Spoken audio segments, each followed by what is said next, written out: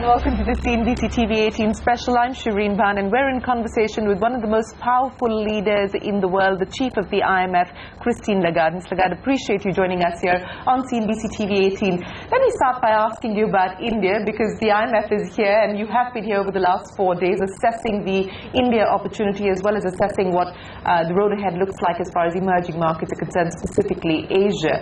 You have said that India is at a point of transformation. You're enthusiastic and optimistic about the road ahead. We know about the fundamentals that have changed for the positive in India. But if I could ask you about specific domestic vulnerabilities, what would those be? I would start by being very positive about India, and I have said that India is really the shining spot in a global economy that is otherwise a little bit gloomy, and where growth is unfortunately too fragile and too uneven for the job creation that we would like to see and for the prosperity that we would like to see as well. In terms of vulnerabilities, I would say that we would like to see more bottlenecks being attacked by the movement of reforms, which has been embraced by the government and by the Indian policymakers. We would like to see a continuation of the effort to strengthen the banks and at the same time restructure, if necessary, the corporates whose debt is weighing on the bank's balance sheets. And we believe that very good work has already been started in that respect by the Central Bank of India. I would hope that the reforms that are pending before Parliament, whether it is the bankruptcy code or whether it is the GST, will travel safely to completion. So those would be the main recommendations that I would formulate. But I would also like to recognize the very good work which has been done in terms of fiscal positioning of India. I think that the budget which has been presented is exactly heading in the right direction of doing a seasoned, sensible consolidation from a fiscal point of view and insisting on the reforms being pursued. Well, you've given a thumbs up to the fact that the government has decided to stick to the path of fiscal consolidation, and that's gone down well with most experts as well. But let me ask you about the other big headline that's emerged from this conference, and that is the review of the IMF quota. Long pending, the Indian government is finally sort of excited about the prospects of the changes that this will bring about. If I were to just look at it, that this would mean that India's share will rise to about 2.7% from 2.44%. And the voting share will go up to about 2.6% to 2.34%. Also, you're going to have BRICS nations among the top 10 nations as far as the IMF is concerned. What will this mean specifically for the road ahead as far as the IMF is concerned in terms of policy priorities? What will it mean for emerging markets like India? The IMF is one of the very, very few international institutions whose voting power, share in the governance evolve over time, and it's only fitting that the reform has now put all 5 emerging market economies in the top 10 list of my shareholders. And India is now part of that top 10 group, which is good, and a clear recognition of the leading role played by India, not only in the region but in the world. Now, it's a continuum. We never stop looking at evolution. We never stop looking at potential reform of the institution. We have just completed a reform that had been decided in 2010. Right. We worked really hard on that, and finally, thanks to the long awaited ratification by the US Congress, now the reform of the IMF, which includes those emerging market economies, particularly India in the top 10, is finally falling into place, and we have a new face of the IMF.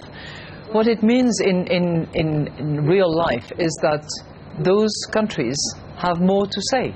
They are at the table with a more solid voice and more share in the quota of the institution. So I think it's as I said, it's an ongoing process. It's going to continue because we have to look at the quota system. We have to look at the volume of quota on a regular basis, and the date has been set to October 2017 for us to make proposals to the board and for the reform for the next reform to be looked at. Since we're talking about reforms within the IMF, and this begs the question, which has probably been asked of you several times over, can we expect a non-European to actually head the IMF? You're the 11th European in charge of the IMF. Is that in the realm of possibilities in the near future?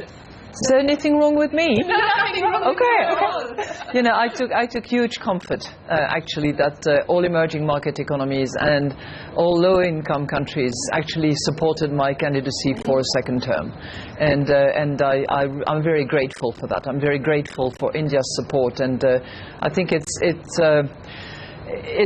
testimony to the fact that all along in the last 5 years I've tried to be totally even-handed and to pay as much attention to the emerging market economies as we did to the advanced economies, as we did to the low-income countries, everything being equal. So will there be somebody else after me? I certainly hope so. And will it be somebody competent? I certainly hope so. Will it be somebody from another part of the world? Very possible. Very possible. Let me talk to you then about the emerging market challenges that we're facing today. Raghuram Rajan, the governor of the RBI in India, at the Advancing Asia conference, alluded to a couple of things that he believes need to be looked at. And he's talked about the need for coordinated response by central banks and an integrated system, which he believes needs to start being put in place at this point in time. He's also talked about the negative spillover impact of accommodative monetary policy in developing countries and how that impacts countries like India. Where do you stand on this integrated approach, coordinated central banker action, and do you believe that we could expect this as being a reality anytime soon? Because he's also alluded to the fact that perhaps organizations like the IMF could play a lead role in getting this coordinated approach together. You know, it's great because you do the questions and the answer at the same time, so I can rely on you. We have all along identified spillover effects, spillbacks, how one decision made in one particular corner can actually affect other economies around the world. And we are studying them from a financial point of view, from a trade point of view, and we will continue doing that.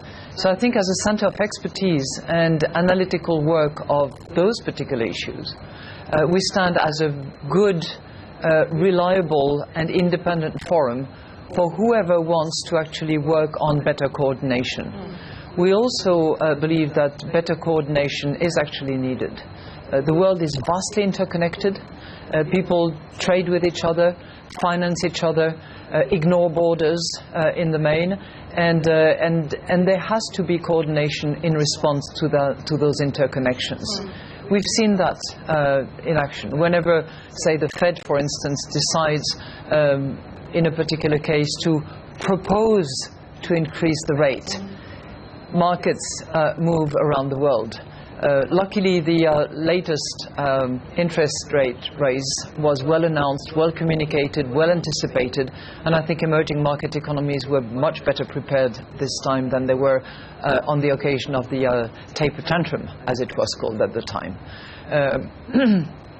So yes, we can indeed be that forum, and I think we do play that role in a discreet fashion, not necessarily on the in public and very vocally, but it's something that is needed. Since you talked about the Fed, let me ask you about what you expect the Fed to now do, whether you expect a gradual move out of the accommodative policy, and what that will mean then finally as far as emerging markets like India is concerned. Do you believe that we could see an even slower, more gradual lift off as far as the Fed is concerned? It's difficult to predict for one reason, because the Fed has announced very clearly that it would look at the overall economic situation, on the basis of the two key parameters that it uses, the inflation rate and the unemployment/employment situation in the US domestic market. Janet Yellen has also signaled on a couple of occasions that they would be very mindful of the international situation and what we call the spillback effect of what is happening in the emerging market economies and in the low-income countries back in the United States before any decision is made to either raise, wait, raise gradually, and that in any event all of that would be communicated. So I think we should know that we are relying on data and on the evolution of the situation where the international world has a bearing on the US domestic economy as well. Okay.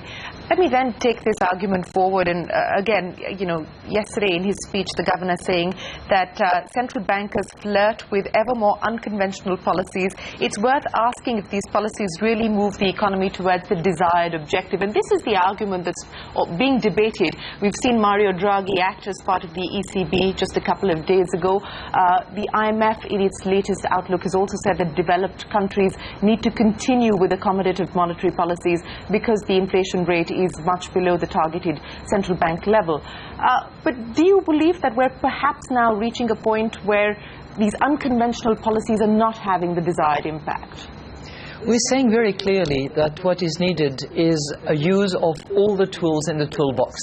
And we're saying that monetary policy, while necessary, should not be the only game in town and should not be overburdened, and that it should be rescued by a combination of fiscal measures wherever there is fiscal space, as well as structural reforms, well targeted, well tailored to each country-specific situation. So that's clearly our position. But you don't believe that perhaps the levers at this point in time that central bankers could exercise are few and far between? I think that's a nicely controversial debate to be had, but what's more important is the counterfactual. Where would we be if the monetary policy that is adopted now had not been adopted? And I think that we would be in a pretty poor place when it comes to inflation in particular.